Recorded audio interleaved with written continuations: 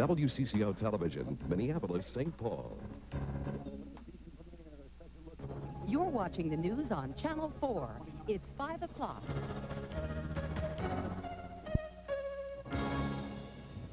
There are tons of garbage buried under this field in Eden Prairie. For 8 years, people who live nearby have fought plans to expand this landfill, and today they've learned they have won. Good afternoon, I'm Cindy Hildreth. And I'm Colleen Needles. For the Eden Prairie landfill homeowners who fought that landfill expansion, today is a victory that demonstrates the little guy can win in a fight against big money and powerful influence. The battleground has been the Flying Cloud landfill. Browning Ferris Industries had big plans for making it a bigger place, but today BFI ran up a white flag. Tom Gasparoli is at the landfill with a story. Tom? Well, Colleen, for the last 2 years, the Flying Cloud landfill here in Eden Prairie has looked more like a prairie than a landfill. It was closed back in 1988 temporarily when some groundwater contamination was discovered. Now, since 1988 and for 6 years before that, BFI had been making plans to make this dump a lot bigger. But with today's decision, those plans have been swallowed up, and this place will be closed for good. For years and years, more and more garbage came in here, and as the amount of garbage grew, the surrounding neighborhoods were growing too, and so was the opposition to any expansion. The opposition intensified when some groundwater contamination was discovered in the mid-'80s. It reached a peak a week ago when it was learned that a former top BFI official had suppressed important information about the spread of potentially dangerous methane gas and the exact location of some of the garbage. That controversy was apparently the nail in the Flying Cloud coffin. As a result of the withholding of information and the controversy surrounding this, we feel that the company's credibility has been damaged, and it makes it impossible for us to continue with this effort. Benton says BFI has the know-how to make this landfill work, but now it's not worth the trouble. It's not a matter of not being able to do it. It's a matter of convincing the people that we can do it.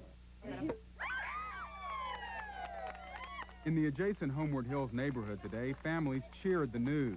They are the winners of a long battle. Oh, we're ecstatic, numb, thrilled to death. This has been long overdue.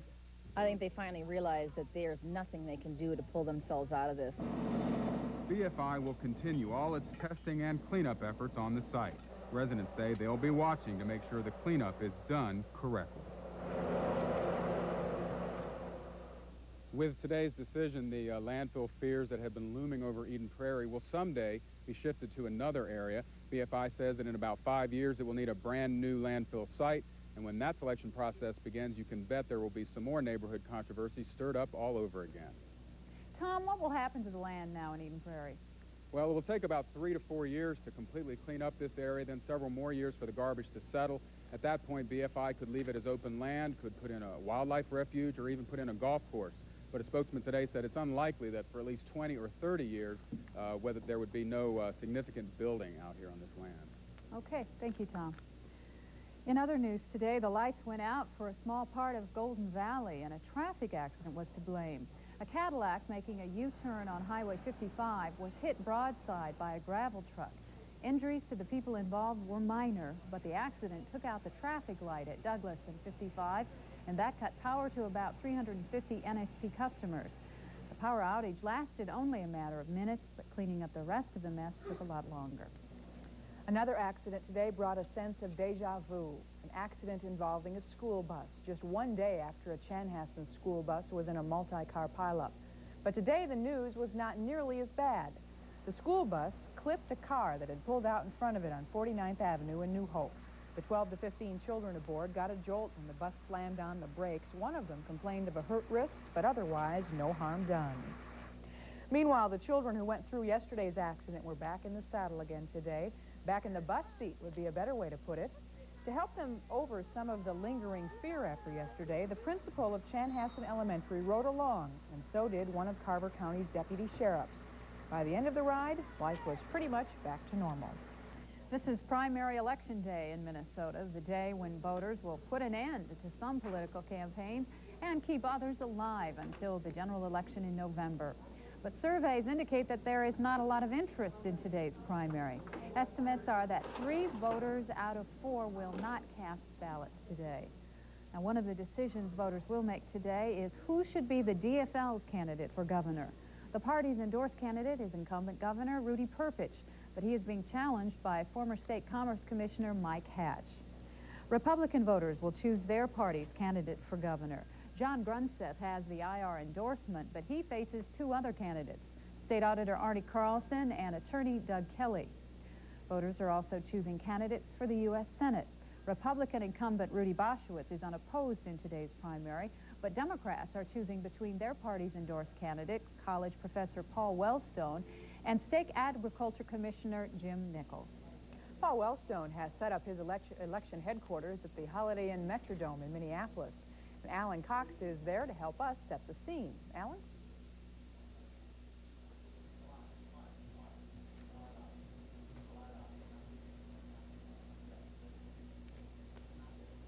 Well, we're having a little problem with the audio from the Holiday Inn Metrodome and Alan Cox.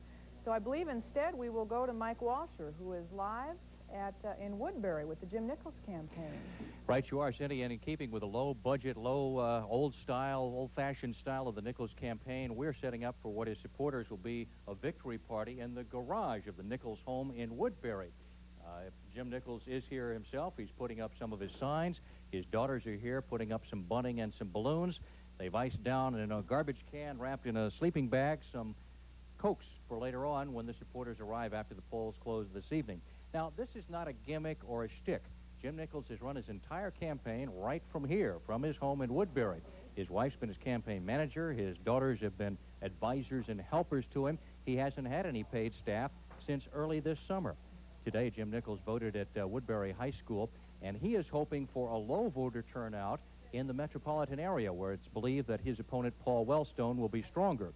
Jim Nichols is hoping to do extremely well in the 1st and 2nd congressional districts in southern Minnesota and in the 7th congressional district in the western and northwestern part of the state. He's also hoping to do well on the Iron Range. He believes it will be very close tonight and will be a close race that won't be decided until late in the evening. Cindy?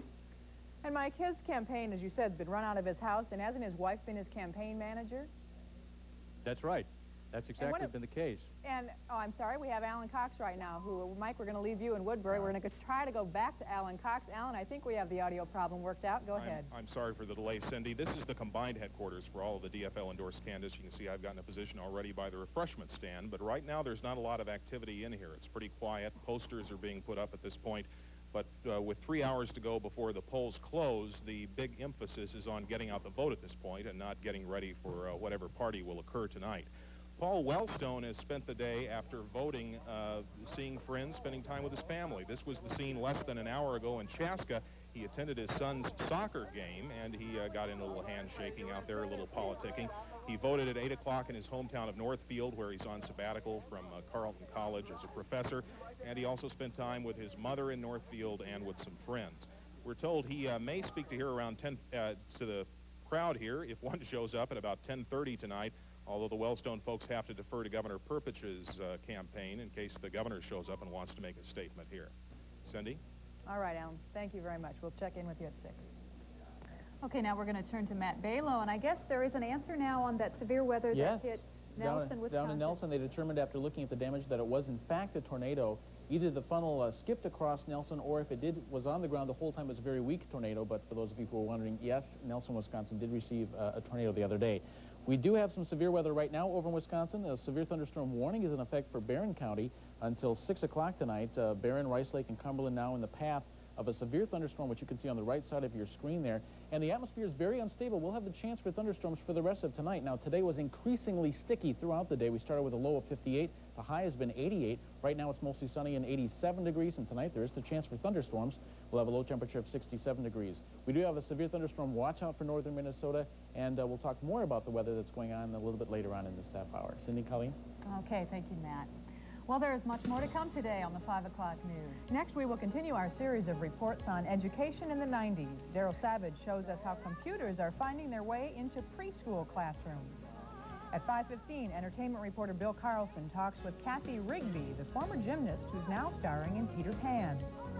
And then at 5:25, we'll report on an investigation into alleged sexual abuse against riders on a local bus service. This is the 5 o'clock news on Channel 4 with Colleen Needles, Cindy Hilger, Matt Balow, and the rest of the WCCO news team.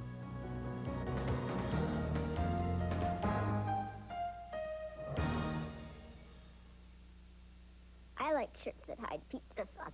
I like pink, pink, pink all day long. I hate buttons. I hate wearing boys' clothes. Puffy jackets keep me so warm. Neon jackets are dutiful. Brooklyn's kids for the clothes kids like to wear. General Foods International Coffees introduces Swiss Mocha Singles. Coffee you can take just about anywhere. The creamy, rich taste of chocolate-flavored coffee, one delicious cup at a time. New Swiss Mocha Singles from General Foods International Coffees. Who says you can't take it with you? Celebrate the moments of your life. Clean up with Coit. Call now and save 25% on carpet cleaning. Coit, world's most experienced carpet cleaners. On the next Inside Edition, he was a California cop bent on doing away with gangs. Now he's in jail for murdering a gang member. He says he was set up. There's been witnesses that have been bought off, several witnesses that were just downright coached what to say. Is he a vigilante cop or a victim of the very system he swore to uphold? Inside Edition. On the inside, it's a whole different story. Tuesday night at 10:35 on Channel 4.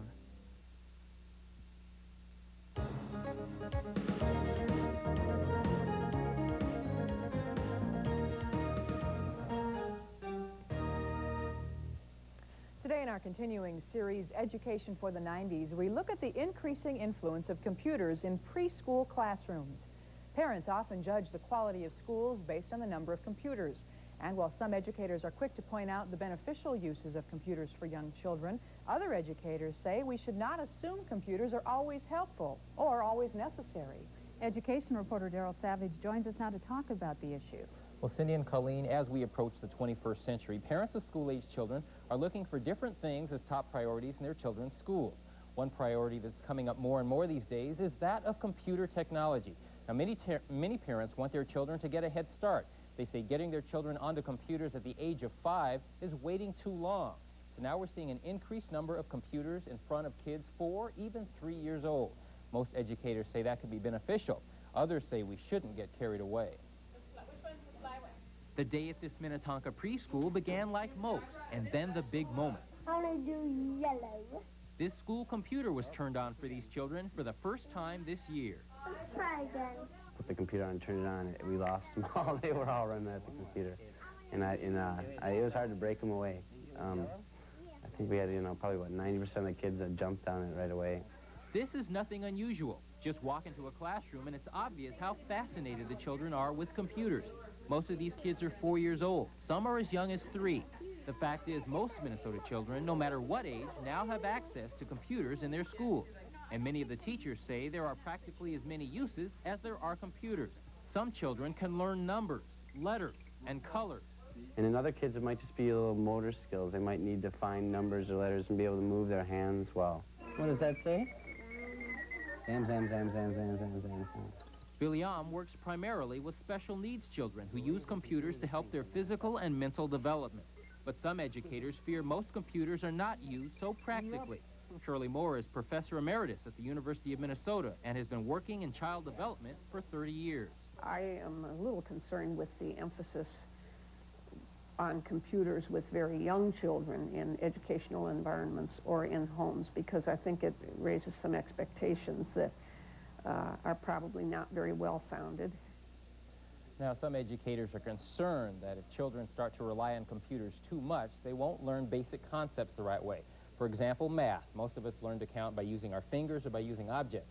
For example, you have 1 ball, you take 2 balls, you move them over, you now have 3. That's the way a lot of children learn. problem is if a lot of children start learning by pressing buttons on computers, educators say they might not learn the right way and they might not be able to remember all of the things that they need to know for a concept like math. Now, one of the things that, well, since this computer technology generation still has to grow up, the jury is still out on how beneficial it is to get an early start. Now, some educators say the earlier the better. Others say putting children as young as 2 years of age anywhere near a keyboard is absurd. One thing educators agree on: do not judge a school or a preschool by the number of computers it has, but rather on how those computers are being used. Okay, thanks, Daryl. Thank you. Well, just a reminder now that we have a pamphlet available to help with suggestions to help your child improve his or her self-esteem. Experts say high self-esteem is a key part of success in school. To get a copy of 50 Ways to Improve Your Child's Self-Esteem, write to us here at WCCO Television, 90 South 11th Street, Minneapolis, 55403. We'll be back in just a moment. This is the 5 o'clock news on Channel 4.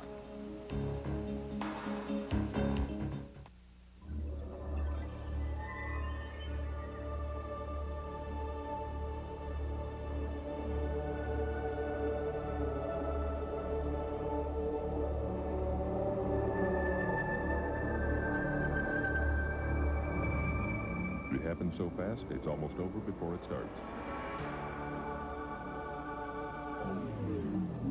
Dayton's 13-hour sale. Starts Wednesday, ends Wednesday. Open till 11 p.m. You'll find your commute this morning mostly pleasant. Traffic is jammed for miles. Both north and southbound lanes are clogged. You want to be near the water. You want it to be different. You know, you could take a cruise. I know a ship. You'll have the time of your life. Sail aboard the fun ships of Carnival Cruise Lines. 3, 4, or 7-day cruises now from only $3.95, including airfare. Uniglow, we will change the way you travel. What would you say if you could carry out a pepperoni pizza from Pizza Hut for just $4.99? Hurry, offer expires September 30th, 1990. Well then, hurry in and carry out this great deal. Pizza Hut, making it great. The Teenage Mutant Ninja Turtles rock and roll. Get your kids their new audio cassette with 10 hot tunes for only $3.99 at Pizza Hut.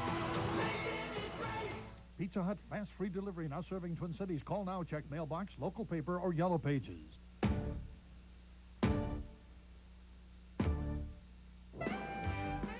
The Twins are taking a trip to Wally World in California, and the Angels are determined to spoil their vacation.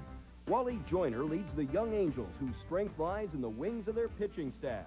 But the Minnesota Big Bats will have no mercy when they face the Angels Wednesday night on Midwest Sports Channel.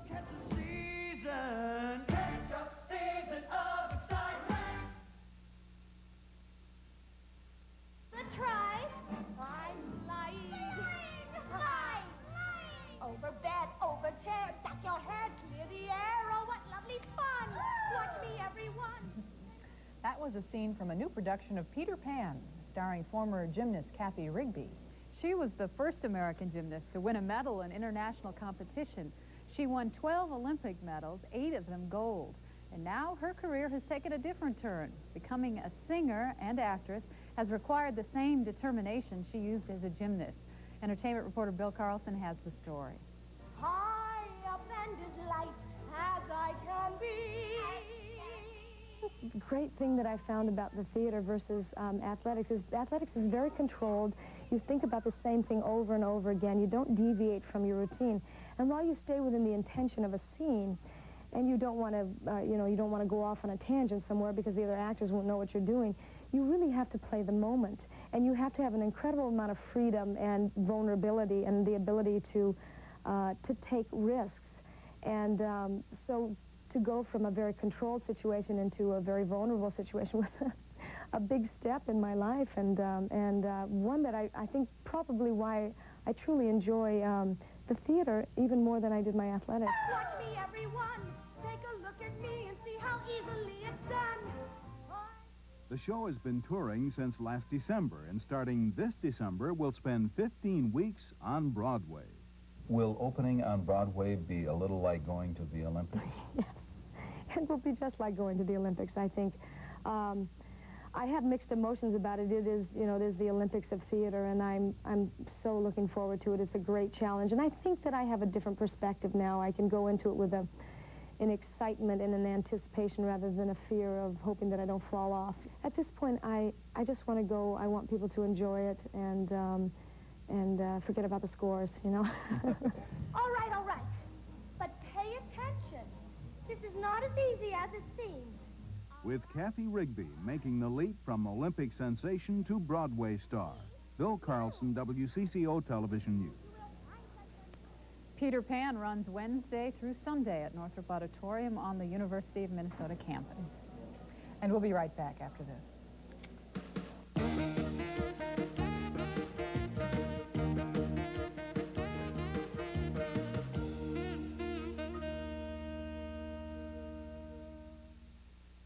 Recently, Four Wheel and Off-Road magazine took this year's 4x4 of the Year winner and all the past winners and conducted a head-to-head showdown to determine the best of the best. So who won? Who do you think? There are a lot of 4x4s out there, but there's only one Jeep. Get 0% financing or 1,000 cash back on new Jeep Cherokees. See your Great Northern Jeep Eagle dealer. Every day, millions of people are hiding the taste of their hot dogs. There's no question some deserve this fate, but not John Morrell. Our hot dogs are really good, and they've earned the Good Housekeeping seal. That's because our great taste comes from the unique blend of fresh, lean meats and seasonings we put into a hot dog. Not what you put on it. John Morrell, the great taste stands alone. Try our new John Morrell Bigger Than the Bun hot dog, big enough for an extra bite at each end. I'm Harry Sieben, president of the law firm of Sieben, Gross & Von Holtum. The idea of walking through a door like this to seek legal help could be a little intimidating, because you might think you can't afford quality representation.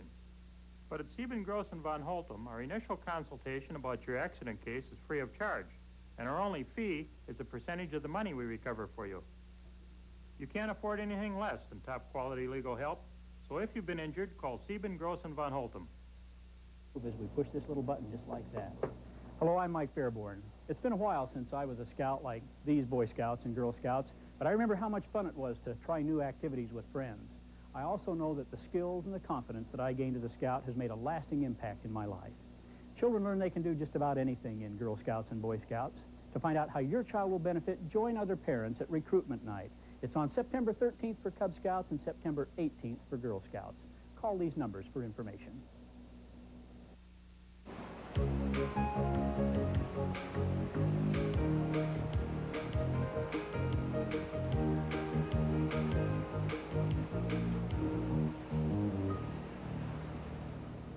No hint of severe weather there, but I guess a little is brewing to the north of us. We do have some thunderstorms popping up to the north of us and also out to the west right now in western Wisconsin. And our atmosphere unstable enough that we could see some of that thunderstorm activity around the Twin Cities a little bit later on.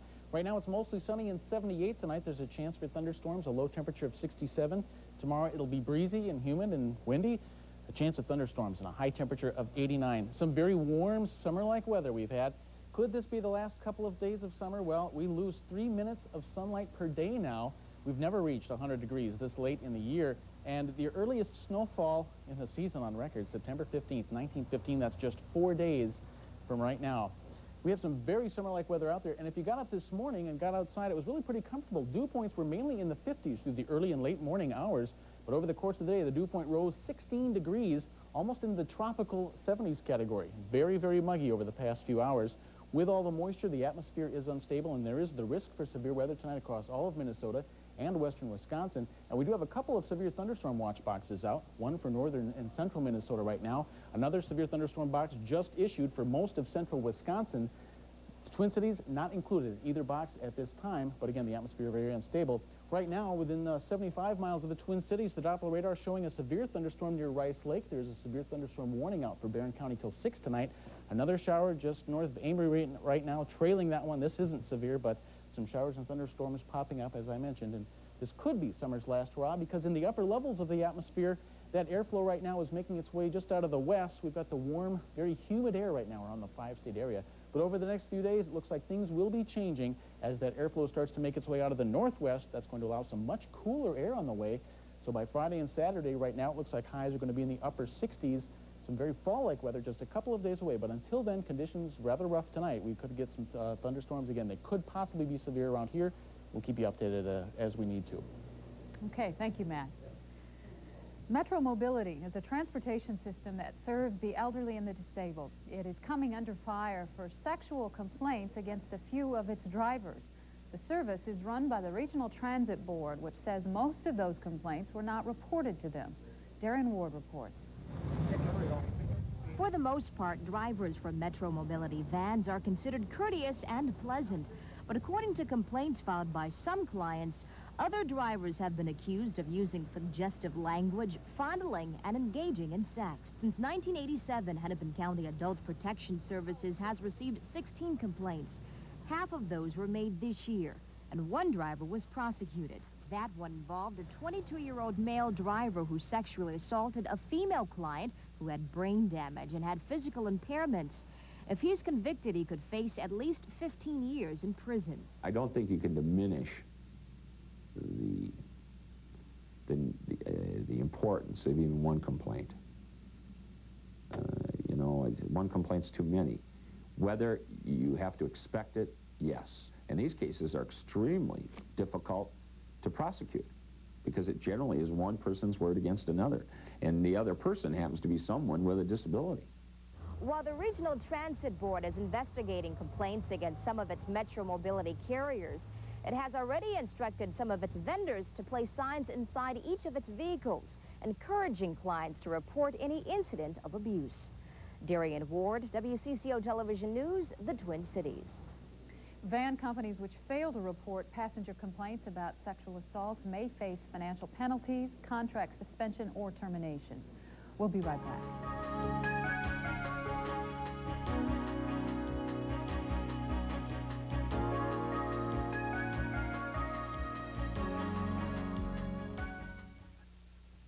There are many reasons to eat at Old Country Buffet.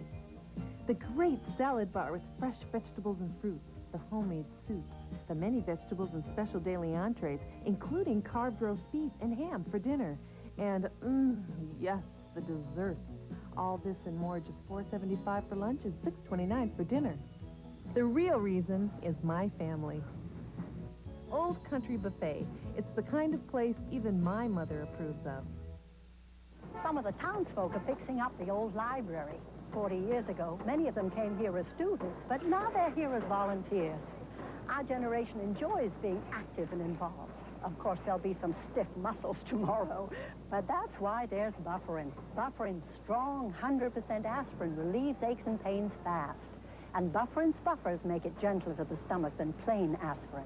So for pain relief, remember Bufferin, so you can do the things you want to do. While the powerful exclusive formulation of Fina's Genesis gasoline cleans your car's fuel system, it also does something else. It cleans your car's exhaust emissions, reducing air pollutants significantly in many cars. That's a difference we may be able to see. Introducing Genesis gasolines.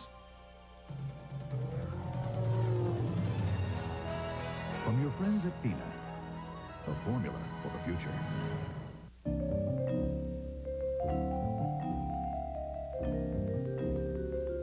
Nice looking suit. Where'd you get it? Who wants to know?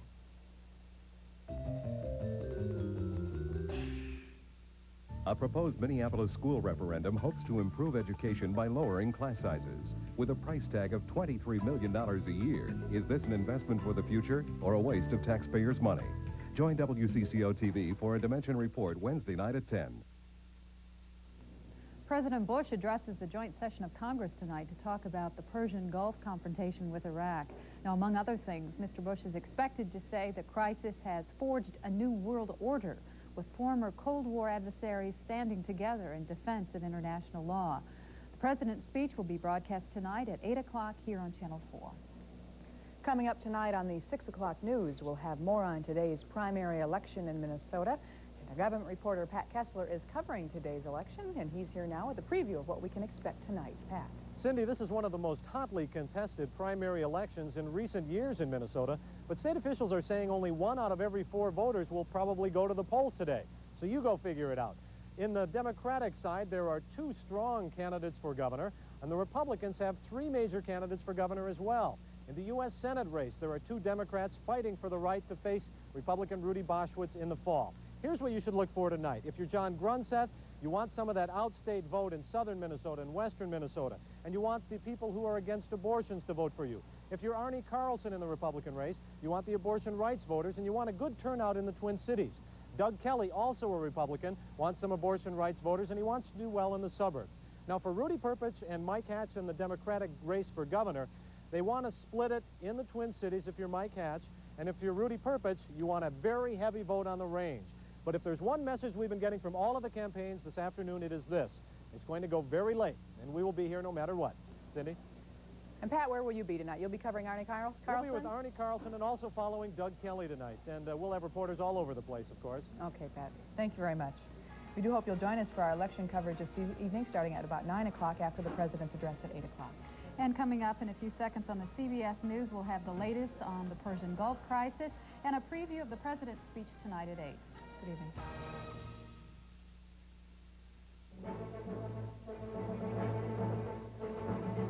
A deficit-cutting plan is close to a done deal. The President reports on the Mideast to a joint session of Congress, and senators warned of coming bank failures. This is the CBS Evening News. Dan Rather reporting. Good evening. At long last, possibly, maybe, the outlines of a deal on the deficit mess. CBS News Chief Washington correspondent Bob Schieffer has been told tonight that negotiators for the Congress and President Bush may be close to agreement on how to knock back the growing national debt. This involves whose taxes will go up and how much, and whose benefits will be cut, including Social Security and other programs for the poor and old. From Capitol Hill, Bob Schieffer has more now on the deal that's being cut and how it